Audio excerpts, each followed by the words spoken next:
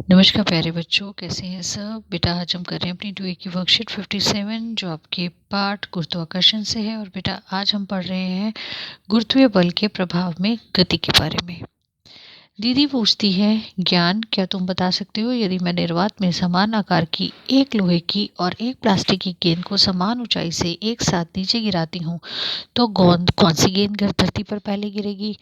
ज्ञान आंसर देता है, लोहे की गेंद का द्रव्यमान अधिक होने की वजह से वह प्लास्टिक की गेंद से भारी है, अतः लोहे की गेंद पहले गिरेगी।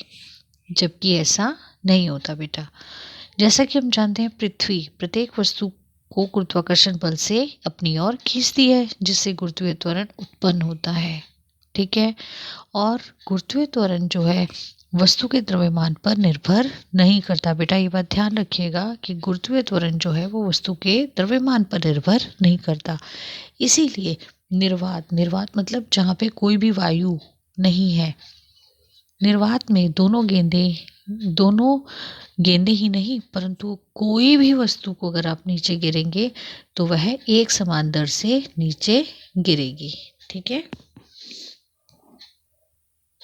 यदि यह गतिविधि हम एक सामान्य परिस्थिति में, ठीक है, एक पंख और एक पत्थर से करें तो धरती पर पत्थर का टुकड़ा पहले नीचे गिरता है। ऐसा वायु के प्रतिरोध के कारण होता है बेटा, क्योंकि जो पंख होता है वो बहुत ही हल्का होता है, तो वह उसको वायु का प्रतिरोध अधिक लगता है। ठीक है।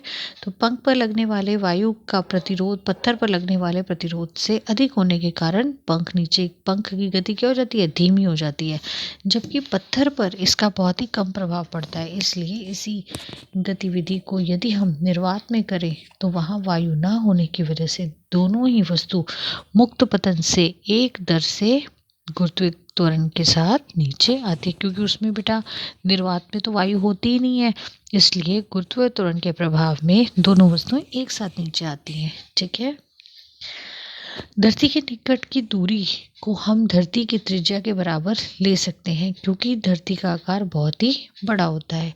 इसलिए जी को भी धरती के निकट एक स्थिर माना जा सकता है।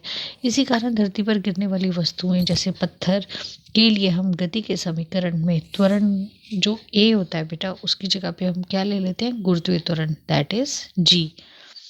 तो उस कंडीशन में हमारे पास तीनों जो इक्वेशन आएंगी गति की वो क्या आएंगी, v is equal to u plus g t, s is equal to u t plus half g t square और 2gs is equal to v square minus u square. ठीक है।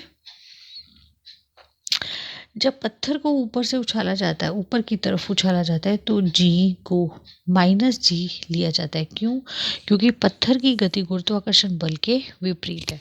बेटा ऊपर की तरफ अगर कोई भी चीज़ उछाली जाती है तो वह गुरुत्वीय बल के ऑपोजिट में जा रही है, विपरीत दिशा में जा रही है। इसलिए जी का मान हम किस में लेते हैं, नेगेटिव लेते हैं, माइनस में लेते हैं। ठीक है।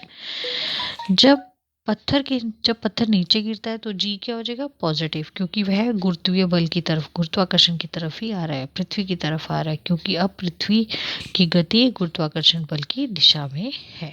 ठीक है। अब बेटा हम कर लेते हैं अपनी वर्कशीट।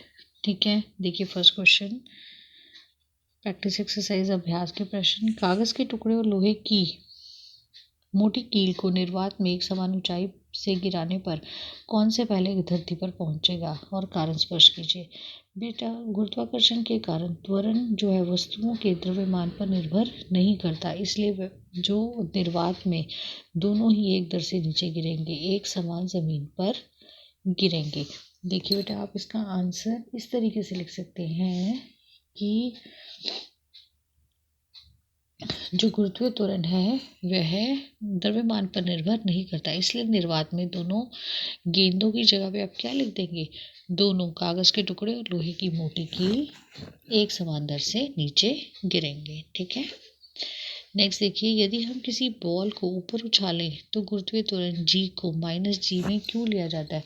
बेटा इसका कारण ये होता है कि गुरुत्वाकर्षण बल जो होता है, बल की दिशा जो है उसके किस में जा रही है, विपरीत में जा रही है। ठीक है। ये इसका आंसर है बेटा सेकंड का। थर्ड देखिए, सामान्य परिस्थिति में विभिन्न वस्तुओं को समान ऊंचाई से गिराने पर वह समान समय पर नीचे क्यों नहीं गिरती।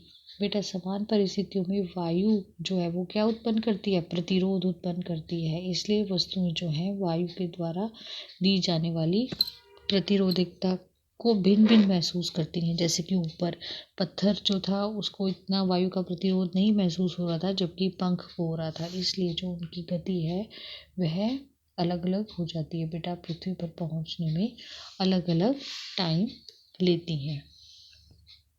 अगला है बेटा, गति के तीनों समीकरणों को जी त्वरण ए को गुरुत्वीय त्वरण में बदल दीजिए। बेटा इसका आंसर आप ये तीनों इक्वेशंस लिख देंगे। तो ये थी बेटा आज की आपकी वर्कशीट। उम्मीद करती हूँ आपको अच्छे से समझ आई होगी। तो वीडियो को लाइक करो, शेयर करो और चैनल को सब्सक्राइब करो। थैंक यू बच्चे, टेक केयर।